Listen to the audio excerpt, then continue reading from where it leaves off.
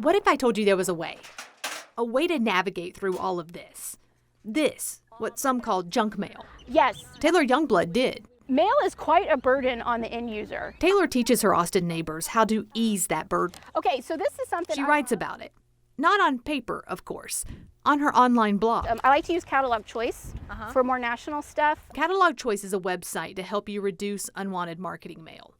Taylor signed up with variations of her name, something she may see on the front of her mail. Like mine shows Erica Proffer, Erica N. Proffer, and Erica Nicole Proffer. You can't be like any and all things that were Taylor now and then. The company website says they have no control of getting your name off marketing lists.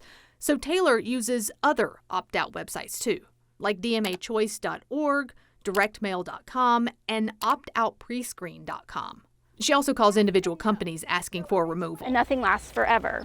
She says it's worth it to her, worth it for the environment. This unsolicited mail adds up. You can see the 21.2. Mm-hmm. The KB Defenders had 4 people collect their marketing mail throughout March. Even during what marketers call the slow season. Let's see, credit card offers, grass cutting, there's another real estate. Our mail pieces, The papers that piled on the table. they just show up. The U.S. Environmental Protection Agency's latest data shows all marketing mail created in 2018 would weigh more than 8 billion pounds. I mean, it'd be one thing if I got coupons out of it, but That's nearly 25 pounds per person this isn't even coupons. for only 1 year. I don't know if I can even get to the bottom and lay it all out flat. Right. Enough for Perry Bedford to take notice. I think it could be overwhelming, definitely, with the amount of junk mail that we get. He's the vice chair for the Austin Environmental Commission. It's a group that acts as a liaison between the community and city council. If you don't have a recycling program, what are you going to do with the mail? You're going to throw it away. But how do so many businesses know where you live? One way is through here, not your phone, but online. That's where we shop and connect with others. But that online activity may be collected and sold by data brokers. Credit bureaus and banks also sell your information. And we found anytime you move, your new address gets sold by the post office. It's the change of address form. You let the post office know where to forward your mail. The Privacy Act statement shows we do not disclose your information to third parties without your consent, except then lists more than a dozen exceptions, including USPS licensed service providers. These providers are some of the nation's largest data brokers. USPS wouldn't go on camera with us, so we reached out to the Association of National Advertisers. It's a group for marketers. I'm a little bit of a nerd on this stuff. Cindy Boone says what's stuffed in your mailbox without your request is not junk. Certainly no one wants to be in a situation where, the consumer's like, oh my gosh, this is a piece of junk. Let me just toss it in the trash. See, we've got. That is not what the industry is about.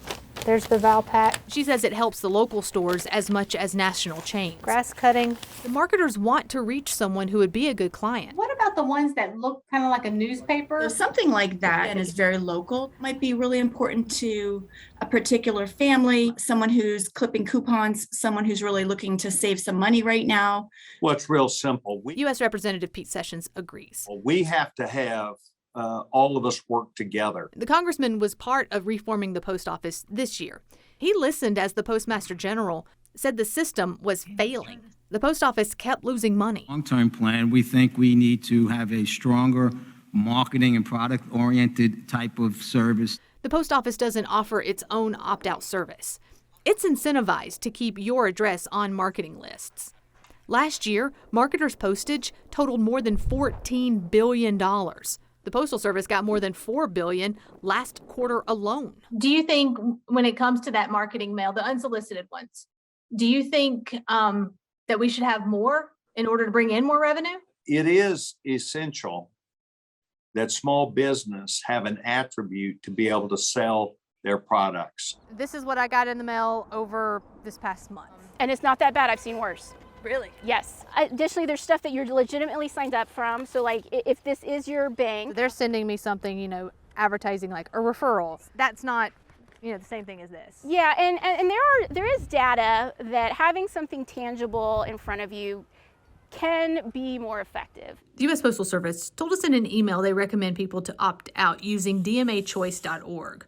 Also, the USPS website shows you can write refused on any mail from within the U.S. I always try and tell people, just do the best that you can for what's going on, because people have a lot going on.